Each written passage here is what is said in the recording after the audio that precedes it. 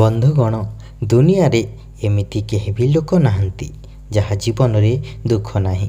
ସମସ୍ତଙ୍କୁ ଭଗବାନ କିଛି ନା କିଛି ଦୁଃଖ ନିଶ୍ଚୟ ଦେଇଥାନ୍ତି। କିନ୍ତୁ ଆଜି ଆମେ ଅଙ୍କଶାସ୍ତ୍ର ଅନୁଯାୟୀ ଦୁଇଟି ସଂଖ୍ୟା ମଧ୍ୟରୁ ଗୋଟିଏ ଆପଣ ବାଛିଲେ ସେହି ଅନୁଯାୟୀ ଆପଣଙ୍କ ଭାଗ୍ୟ ଭବିଷ୍ୟତ କିପରି ହେବ ଏବଂ ସମସ୍ୟା ଥିଲେ ତାହାକୁ କିଭଳି ବର୍ତ୍ତିବେ ତାହାର ଉପାୟ ମଧ୍ୟ କହିବୁ। ଯଦି ଭିଡ଼ିଓଟି ଭଲ ଲାଗେ ତାହେଲେ ନିଶ୍ଚୟ ଗୋଟିଏ ଲାଇକ୍ କରନ୍ତୁ ଏବଂ ଆମ ଚ୍ୟାନେଲକୁ ସବସ୍କ୍ରାଇବ୍ କରିନିଅନ୍ତୁ। ଚାଲନ୍ତୁ ଭିଡ଼ିଓଟି ଜାଣିବା। ଯଦି ଆପଣ 1 ଏବଂ 2 ମଧ୍ୟରୁ 1 ବାଛିଛନ୍ତି ତେବେ ଆପଣଙ୍କ ଜୀବନରେ ଦୀର୍ଘଦିନ ଧରି ରହି ଆସିଥିବା ସମସ୍ୟା ଦୂର ହେବାକୁ ଯାଉଛି।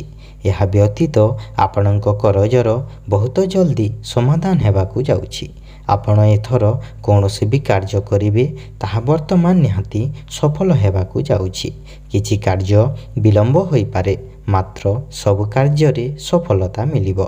ପୂର୍ବରୁ ଗ୍ରହଦୋଷ କାରଣରୁ ଯେଉଁ ସମସ୍ୟା ଥିଲା କିମ୍ବା କୌଣସି ଶାରୀରିକ ସମସ୍ୟା ବର୍ତ୍ତମାନ ମଧ୍ୟ ଦୂର ହୋଇଯିବ।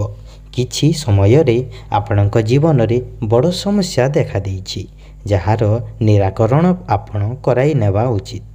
ଏକ ଛୋଟ ଉପାୟ ଅନୁଯାୟୀ ଧଳା ରଙ୍ଗର ମୂଙ୍ଗା ଏବଂ ବୈଦ ରୁଚକ ଏକ ରୂପା ମୁଦ୍ରାରେ ପୁରାଇ ଧାରଣ କରନ୍ତୁ, ଯାହା ଆପଣଙ୍କ ସମସ୍ୟାକୁ ଦୂର କରିବ ଏବଂ ଅନେକ ସୁଖ ସମୃଦ୍ଧି ମଧ୍ୟ ଆଣିବ।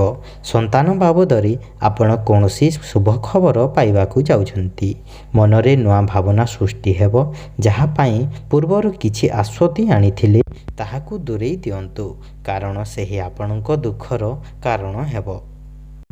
ଆବଶ୍ୟକତା ଠାରୁ ଅଧିକ ଭରସା କରନ୍ତୁ ନାହିଁ, କାରଣ ସମସ୍ତେ କିଛି ନା କିଛି ସ୍ୱାର୍ଥ ରଖିଥାନ୍ତି। ସର୍ବଦା ନିଜ ଉପରେ ଏବଂ ନିଜ କର୍ମ ଉପରେ ବିଶ୍ୱାସ ରଖନ୍ତୁ। ଆପଣ ସାତ୍ୱିକ ରହିଲେ ଆପଣଙ୍କର କେବେ କିଛି କ୍ଷତି ହେବ ନାହିଁ, ବରଂ ଲାଭ ହେବ। ଏହାଦ୍ୱାରା ସବୁବେଳେ ଭଗବାନଙ୍କର ଆଶୀର୍ବାଦ ମଧ୍ୟ ରହିବ। ଯଦି ଆପଣ 2 ନମ୍ବରକୁ ବାଛିଛନ୍ତି ତେବେ ଆପଣ ନାନା ବ୍ୟସ୍ତତାରେ ପଡ଼ି ଛଟପଟ ହେଉଛନ୍ତି। କୌଣସି କାର୍ଯ୍ୟରେ ସଫଳତା ମିଳୁନାହିଁ। ଆପଣ ଲୋକ ଦୂରେଇ ଯାଉଛନ୍ତି। ଆପଣଙ୍କ ପାଖରେ ବର୍ତ୍ତମାନ ଆର୍ଥିକ ଚିନ୍ତା ସବୁଠାରୁ ଅଧିକ ଦେଖାଦେଉଛି।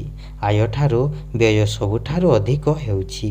ତେବେ ଜାଣି ରଖନ୍ତୁ ଯେ ଆପଣଙ୍କର ମନ୍ଦ ଦଶା ପଡ଼ିଥିଲା, କିନ୍ତୁ ଈଶ୍ୱରଙ୍କ କୃପାରୁ ଆପଣଙ୍କର ସେତେ ଅସୁବିଧା ହୋଇନାହିଁ।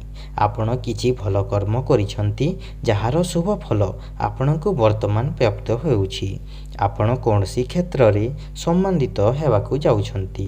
ଆପଣ ଯଦି କୌଣସି ପ୍ରତିଯୋଗିତାମୂଳକ ପରୀକ୍ଷାରେ ଅଛନ୍ତି ତେବେ ସେଥିରେ ନିହାତି ସଫଳ ହେବେ। ଧନଜନିତ ସମସ୍ୟା ରହିବ ନାହିଁ। ନୂତନ ଆୟର ଦିଗ ଆପଣଙ୍କ ପାଇଁ ଖୋଲାଯିବ।